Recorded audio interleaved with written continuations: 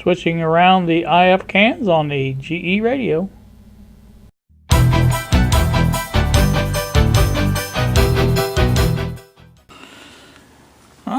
Good evening, YouTube. Here with you at 11:07 in the evening on a Thursday evening.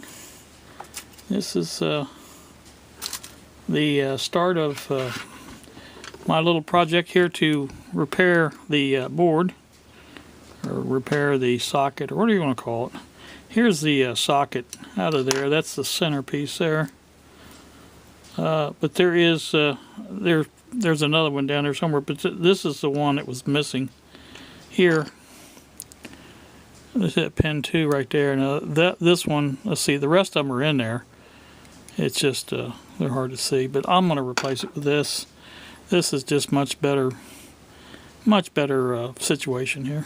So I will be using that, and I'm going to clean this up a little bit here on the board. It's not too bad, but you see there's a lot of traces that are missing. This one here's got a wire that goes over here. This one here's got a wire right here. You can see that wire. This one's got a wire, comes over to here.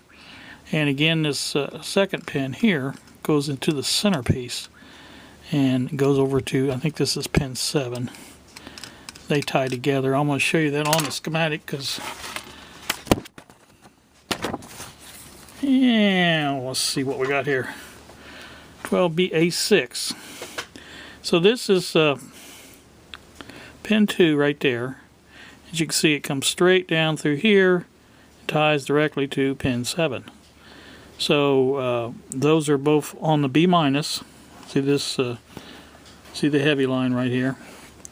So those are the B minus, and like I said, they connects the cathode to the screen grid or whatever that is. So anywho, like I say, that's what we're doing on that. Like I said, we'll just take and put a wire over to here from the socket, or maybe just bend the socket over enough to where that'll touch. And this is connected here. There's continuity there. That trace is still good. And we'll have to build up around here a little bit. This one here is another one that's all these are just a little bit on the bad side. So I'm going to try to clean them up best I can with some solder wick, and we'll get some fresh wire in there and get some fresh everything, and it should work a lot better that way. That's the tube socket out. So next project is, I don't know which one I'm going to do first. Probably this one. This is the last one I put in, so I may go ahead and take that one out first. It was the hardest one. Seeing the outline of the it's a little bit difficult, but I know there's one right there. That's a pin, and I'm pretty sure that's a pin, that's a pin, that's a pin. So there's 4 pins there, and of course you have the center pin, not the center pin, but the ground pin right there. So all that has to be cleaned up also, and it should come apart pretty easy then once that's done. So that's what we're working on. Let me bring you back when I have more done. Alright, back once more with you. It's 11:34 now in the evening. I have the both of the IF transformers out. See the problem I'm running into with these pads around these transformers are not really, these are not too bad, and the ground's not too bad. The other one's same way. It's just got some good spots and bad spots. So I got the tubes out, or the tube socket out. I got both of the and I named where they were to go, so we'll know where they go. This is the last one I took out, this one, and it will go back over here to the 1 spot, and the 2 will go here to the 2 spot. Isn't that smart of me? Alright, so that's that. Let's see, I think that's about it. I think what I'll do next is put the socket in and work on getting that all back in shape. Like I say, I've got a couple of places to make some traces. This has got to be extended here. I can do that before I even put it in if I want, but I'm not going to. I've got a piece to fit here. It's already pre-made. And like I said, that's the rest of it. This has got a piece here. I made a piece for that. This one here, I think, has got enough right there to solder to. And of course this one does too. This is 7, 6, 5, 4, 3, 2, and 1. Now 2, again, we'll have to come over here to the center and attach over here somewhere. And just take my time with it and get it right. And once I get these parts back in, I think we'll take another little test. It'll be sometime in the morning because, like I said, it's 11:36 now, and I'm going to get ready to go to bed here. I don't think I'm going to put anything back in tonight, although I might. You never can tell. Sometimes I like to get these things done just to say I've done them. This is, I've already test fitted this before I even tried to put the other one in, because I was going to put this one in before when I couldn't find the other one. And then when I found it, I thought, oh, okay, so even though it was missing a pin, I thought, well, you know, I don't need that one pin, so, but I did. And it is what it is. These are cheap, very cheap sockets. Now, GE was known for cheapness back in these days, and they are cheap.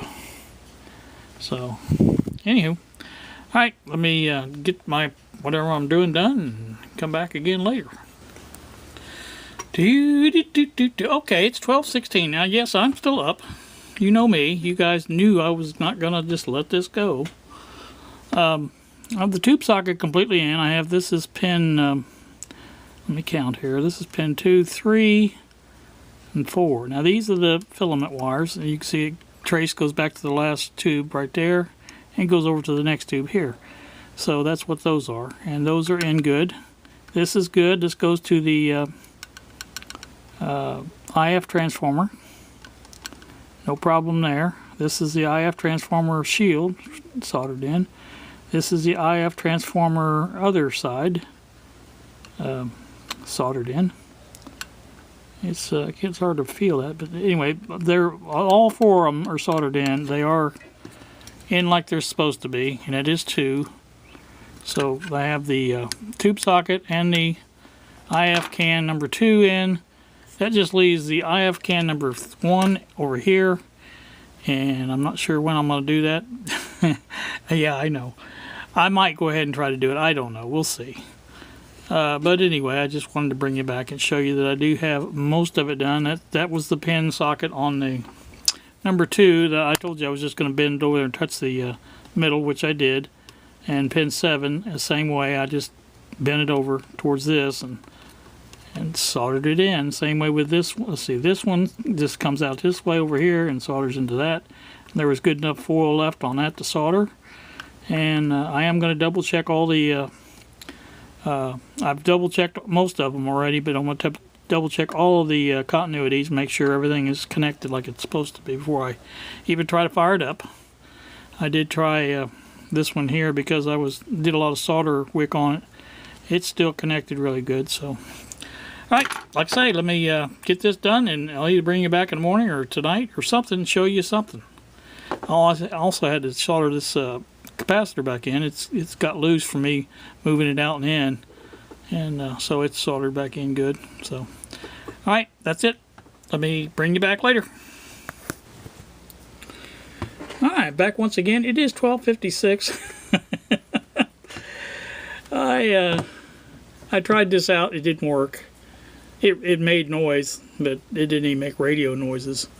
But I did find something, and I don't know how well you can see it on camera, but there is a black spot right here between here and in this trace. These 2 traces are supposed to be connected, and it's supposed to both be common with this pin on this tube.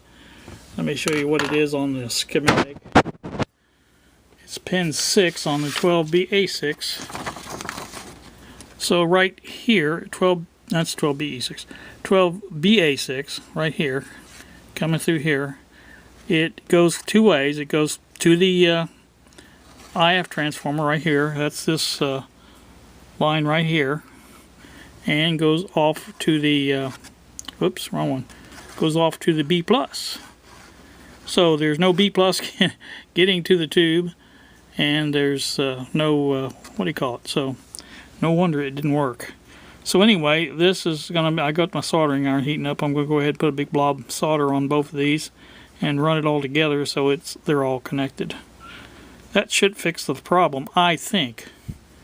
I will bring you back if I get some radio noises. Otherwise, I'm going to bed as soon as this is done because I am getting a little tired. So we will be back, or perhaps not. Just hang in there.